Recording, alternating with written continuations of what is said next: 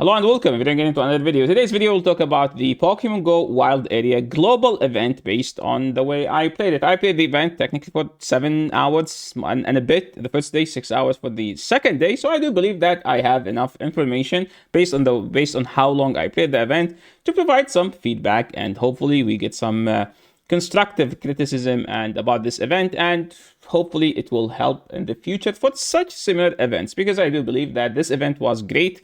And there was like lots of positive things about the event, also some negative stuff that I would like to not see in the future. So let's go and talk about them. And first and foremost, let's start with the positive things, because again, there was lots of good stuff to talk about in the event. And the first thing we need to talk about is Mighty Pokemons, the MVP of this event. Well, what are Mighty Pokemons? Mighty Pokemons were like stuff that are around level 42 to level 48. Like, yes, they are built with, they are spawning in the wild, and they are just a few power-ups away from level 50. And the floor for them was 13, 13, 13. So lots of people had a high chance into getting something like, let's say, level 48 Mamoswine, which is 4 power-ups from level 50. Level 46 Venusaur, 8 power-ups from level 60. And imagine if someone like a new player who doesn't have the resources catching something like a Mamoswine, which will help them in raids like Rayquaza, where like usually new players like I get carried, or they don't have enough damage, which after the raid they will struggle in getting that many Pokeballs to catch the legendary, because if you don't do damage you get around 11. But if you have like a Mamoswine in the Rayquaza raid, you should get at least like I think 16 Pokeballs. So that's like something that will drastically, massively help them into playing the raids. Or like getting a Venusaur, they can Mega. Or like what else was spawning? Let me see. Let's just go and type Candy XL, because the recent stuff, I don't think I built anything recently. Candy, oh, we're missing a Y here. So if you see, like, these are like stuff that I was able to catch. Candy XL by recent, which will show you the recent stuff I caught. Venusaur and Mamoswine.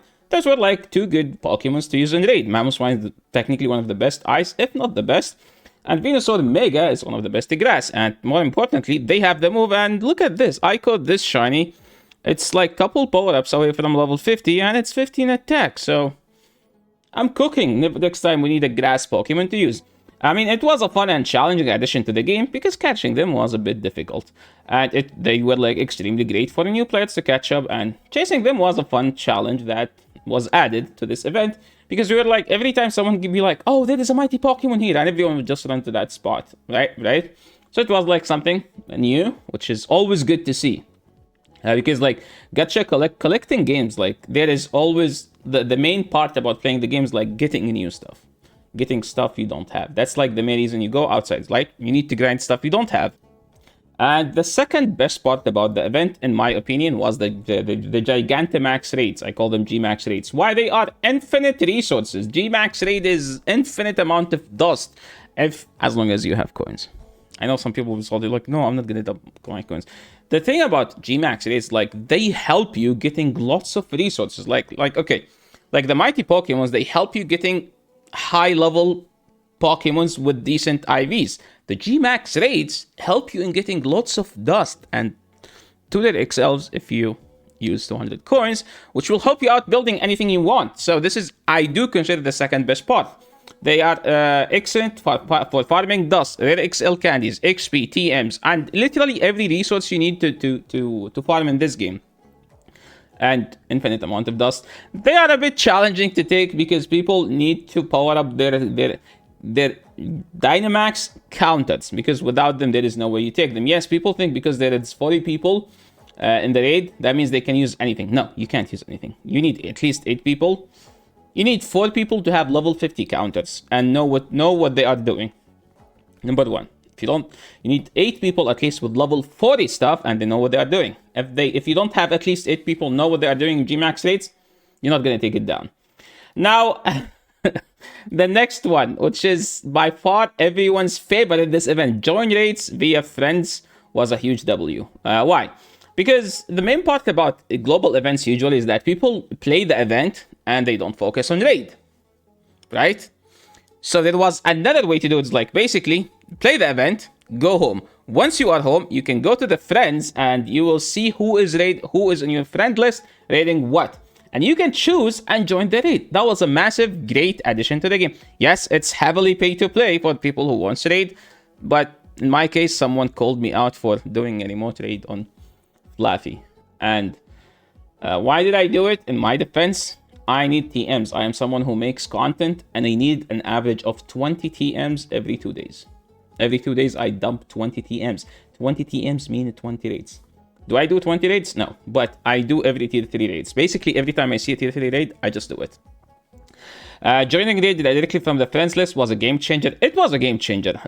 Made coordinating with your squad much easier. Because all you need to do is like, okay, guys, I jumped to the raid. You can join me. That's all you need to do. You don't have to send.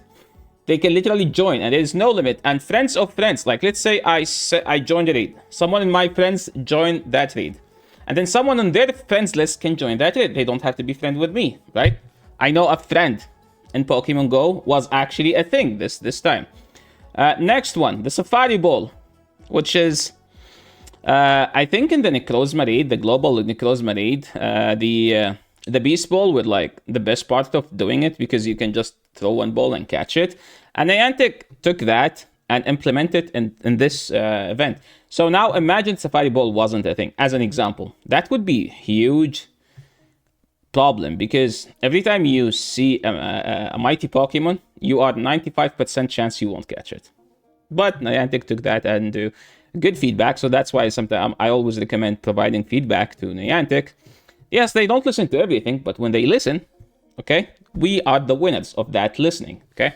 Because like they listened, they implemented a new ball called Safari Ball, which is basically increase the chance of you catching stuff. So I do believe the chance was, I think, 40 to 50%, 40 to 60% on anything in the wild. So yes, 50% chance they will leave, but 50% chance you catch them. And people were not abusing, were like using that into their favor. As an example, I am one person that used my adventure incense to farm to extended my daily adventure incense to get Galarian birds. And I ended up getting a shiny Galarian Moltres. Yes, I didn't need the Safari Ball, but someone in my group was able to catch 3 Galarian Moltreses. He played the event for the Daily Adventure Instance. He extended for 8 hours. He ended up spending like 800,000 dust. But he walked away with 3 Galarian Moltres. That's a huge win. For someone who has more than 20 million dust, dust is nothing. Dust is no longer an issue.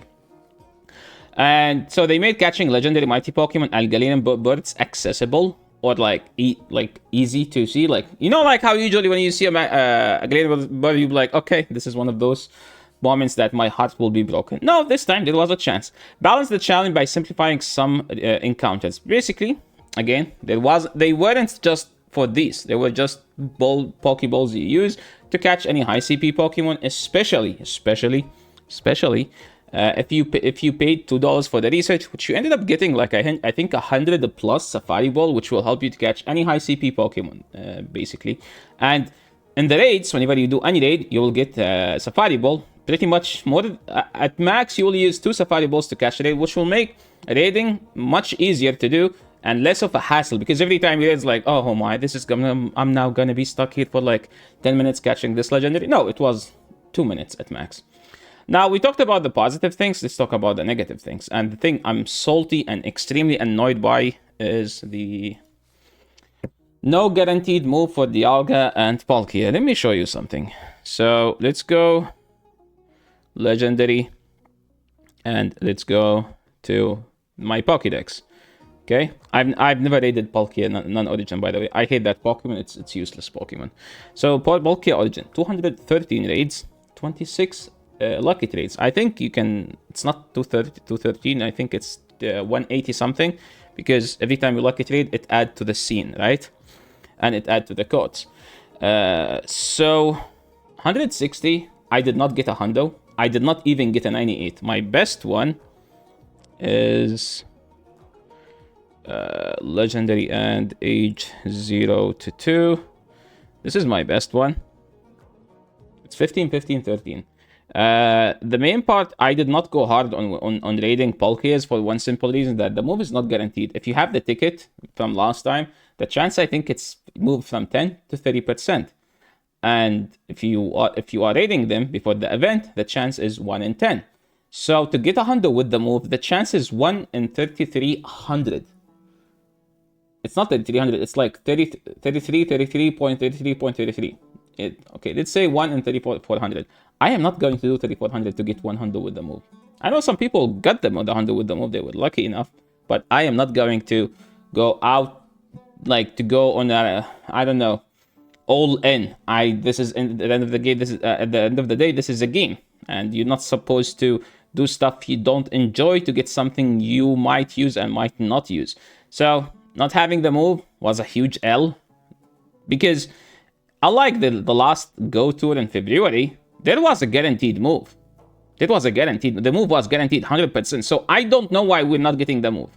Okay, a missed opportunity that left many people disappointed. I'm one of those people who were disappointed, because this part was my biggest issue playing this event. And here he's a screenshot someone on Twitter, Drake Cam. He told me he's gonna get a hundo with the move. I did the math. I'm like, dude, it's 1 in 3,400 chance to get the move, to hundo with the move.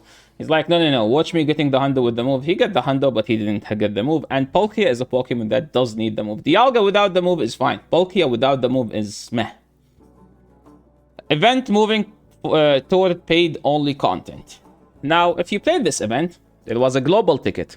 There was in-person ticket. Each ticket is $20. There was a ticket for incubators, which is $6. There was a ticket for raid, which is $6 more. There was a ticket for Safari Bowl. We are talking about 6 tickets to play one event. That's a massive L, okay? Like what are we doing?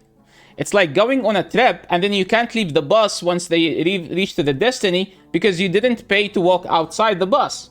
Like, how is that a thing? How? like if I would tell you this in 2018 in a community day event that, okay, you're going to play the community day and everything you will do must be a paid ticket. Would you do that? But I guess Niantic fed us like the paid tickets, like, you know, a small stage by small stage, like, okay, just research to get more stuff. And now we're moving to like, if you need the good stuff, you have to pay. And it's not just you pay for one ticket. No. The ticket is like to have high chance of getting 10k eggs. The ticket will be to have high chance of having the move. The ticket will be to have mod Safari Balls, which are like the only Pokeballs that matters. So increasing reliance on paid tickets for exclusive content is kind of, it's like, blah, please. Free-to-play players miss out on major features, yes, because they were having a limited amount of Safari Balls, so they weren't able to do 8 hours of daily adventure incense because they know that they won't have enough Safari Balls, so why would they bother? So that was their main point. Future event might become entirely ticketed, gated. I think current big events are ticket-gated events. So, I understand that they are a company, they need to make money, but add more features. As an example, make the move guaranteed for paid ticket and make the non-paid ticket 50% chance. But now what we have is 10% chance if you don't have the ticket and 30% or 50% if you have the ticket, right? Like the paid usage give you a small advantage, but still not good enough. The Safari Bowl frustration for free-to-play players. I think I already talked about this, where like they only can catch some stuff. If the Pokemon escape, it was a dead end already, and it was one of the resources that they don't have that much of. So they were like very picky on choosing. The free-to-play players were like very picky. They have to be picky with choosing what to use their Master Ball on. And they get limited amount. And some steps like catch a mighty Pokemon became unsolvable without additional resources. Because again, you have to catch, and if you need to catch, you need to use Safari Ball. But if you use them, you won't have enough for maybe a better encounter. Because this game is about FOMO. You always think, okay, I might see something better. Wild spawns were bad. The wild spawns were unexciting and felt like fillers. They were literally the biggest filler in this event. Like, I'm catching Univan, Stunfisk, Electabuzz, and Tamiao Pokemon. Like, if we go to the recent, I think I transferred lots of stuff, but basically, Bellsprout, Electric, Shinx, Voltorb, Joltik, Skrelb, Spinarak, Krogeng, Skorupi, like Vinipod. I don't know why would anyone grind those Pokemon, because everyone has them. Like, usually in a big event, I expect Pokemon that are only exclusive today to eggs to be in the wild. As an example, the Vroom Vroom Pokemon, right? The egg pool did not offer much incentive to grind, tons of Carbink and Gumi. I think if you paid for the ticket, you were expecting lots of the Pokemon that evolve in toxicity, and then you ended up walking away with lots of Carbink and Gumi. Like, what the heck, Niantic? I paid a ticket to get the good stuff, not to get more of the bad stuff, right? And people who did not pay, they pretty much didn't bother about this because... whatever. So, recap and final thoughts. Positive things. Mighty Pokemon added excitement and were great for the new players. Because new players now can walk away with good high IV, high CP, high IV, Mamoswine, and Venusaur to use in raids. Gmax raids deliver excellent resources. They are the best. They are the glitch. You know, like when people say money glitch, this is like a Stardust glitch in the game. Safari Ball and Raid Invite, streamlined gameplay. They were like a great addition to the game. The negative part, no guaranteed move on Dialga and Palkia. That was a massive L. Growing divide between paid and free-to-play players. Okay, to explain this more, okay, I apologize this in advance, but I was trying to be in a group with non-free-to-play players because I know that the free-to-play players won't have the required counters to take down the tough bosses. As an example, the Gigantamax raids. Yes, we have a bunch of free-to-play players in the group, but if I know, as an example, I want to go to a certain place, my decision was based on how many paid players will be at each spot. Like, we have 3 big areas we can grind the game in my city. So I went to the area where I know lots of pay-to-play players will be there. So I felt like this is like a big negative thing about the events. Like, hey, we should help each other, right? But if the events are making me choose based on how many pay-to-play players will be there, I think it's a bad thing about the event. The wild spawn egg pool were like just whatever. So overall, the event had highlights. The growing reliance on paid content and the lack of attention to free-to-play players left room for improvement. More importantly, for like rural players, like the Mighty Pokemon, yes, they gave them good chance into catching up, but I don't think there was a good chance because most of the chances were like for people who spend lots of money on tickets and raids.